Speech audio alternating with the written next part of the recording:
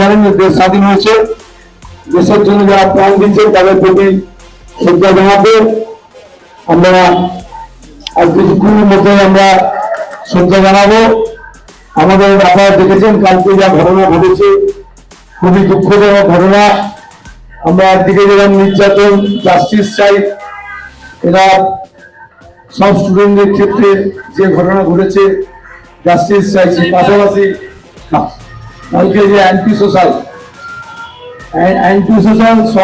সরকারি হসপিটালে রোগী পরিষেবা যারা তাদের পুরো কাজ নজ করে পুরো সিসিটিভি ফুটেজ বলুন, কম্পিউটার বলুন, মেডিসিন বলুন, এই ভাবা যায় না সমাজে যেখানে জাস্টিস আমরা চাইছি, অন্যায় হয়েছে, জঘন্যতম আমরা কঠোরতম থেকে কঠোরতম শাস্তি চাই।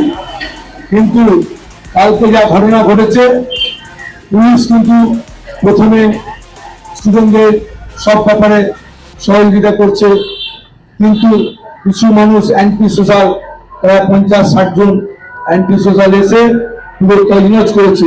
এইটা মানে লজ্জাজনক, দুঃখজনক। এই ঘটনা হতে পারে না। কলকাতা, ভারতবর্ষে যে ঘটনা আজকে ঘটল, আমি এটা তীব্র প্রতিবাদ করছি, পাশাপাশি জাস্টিস চাইছি। যে মহিলা যে স্টুডেন্ট ডাক্তার, তার প্রতি যেভাবে ধর্ষণ এবং মার্ডার করা হয়েছে, ওটা আমরা জাস্টিস চাই। এটা অন্যায় হয়েছে, তারা তদন্ত করবে। আপনি জানেন মাননীয় মুখ্যমন্ত্রী এর আগে বলেছিল ডেডলাইন, যে পুলিশকে তদন্ত করার জন্য, যদি পুলিশকে ডেডলাইন করে দিয়েছিল, কিন্তু যেহেতু সিবিআই চেয়েছিল মাননীয় মুখ্যমন্ত্রী, কিন্তু ডেডলাইন ডে পরে সিবিআই বলে জানিয়েছিল, কিন্তু হাইকোর্টের রায়, হাইকোর্ট আমাদের সকলের উচ্চ আদালত, আমাদের মানতে হবে। তো যাই হোক, কিন্তু আমরা যে ঘটনা ঘটেছে সেই ঘটনা আমরা যাতে ভবিষ্যতে না হয়, পুনরাবৃত্তি না হয়, তার জন্য কঠোর থেকে কঠোরতম শাস্তি দাবি করছি। এবং পাশাপাশি যে অ্যান্টি সোশ্যাল যারা কাউকে ভাঙচুর করেছে, যাদের রোগী পরিষেবা, যেটা আমাদের হাইকোর্ট বলেছে, একদিকে রোগী পরিষেবা, পাশাপাশি জাস্টিস, এইটা আমরা स्वाधीनता दिवस विज्ञापन अशोक चक्रवर्ती नानादा टिप्पण नंबर 1 के जाने से हर साल की तरह इन साल भी हम लोग पूरे भारतवर्ष में जिस तरीके से धूमधाम के साथ 15 अगस्त 15 अगस्त यौम आजादी मनाई जा रही है।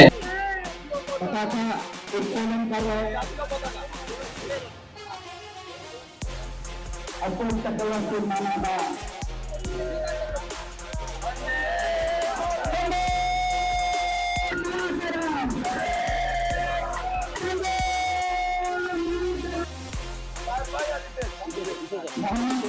और नीतीश कुमार झंडा तोलन कर रहे हैं।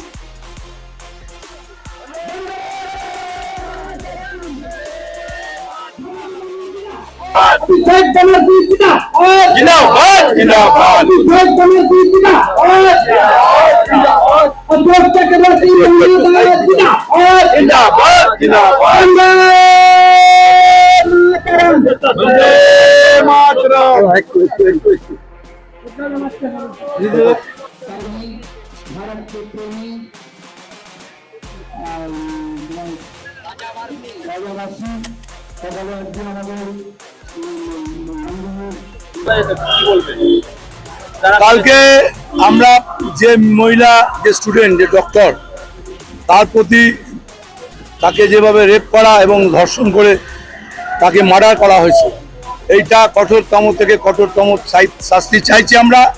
পাশাপাশি অ্যান্টি সোশ্যাল যেভাবে এবং পলিটিক্যাল আমি অ্যান্টি সোশ্যালরা এসছে এবং অ্যান্টি সোশ্যাল দিয়ে যেভাবে রোগী পরিষেবা, হসপিটাল হচ্ছে রোগী পরিষেবা, আজকে রোগী পরিষেবায় ঢুকে অ্যান্টি সোশ্যাল ভাঙচুর করে তছনছ করেছে এবং কম্পিউটার সিসিটিভি এবং ওষুধপত্র সব কিছু, এটা কোনো মতেই মানা নেবে না, নিন্দনীয় ঘটনা।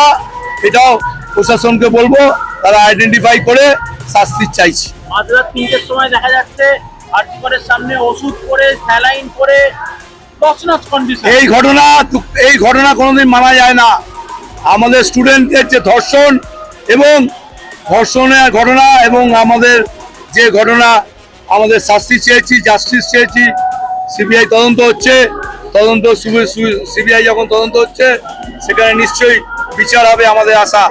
কিন্তু মাননীয় মুখ্যমন্ত্রী সর্বোত্তভাবে চেষ্টা করেছে, কিন্তু উনি ডেডলাইন বেঁধে দিয়েছিলেন যে আমাদের প্রশাসনের টাইম দিয়েছিল, নাহলে আমরা তোমার সিবিআইকে তদন্ত করব।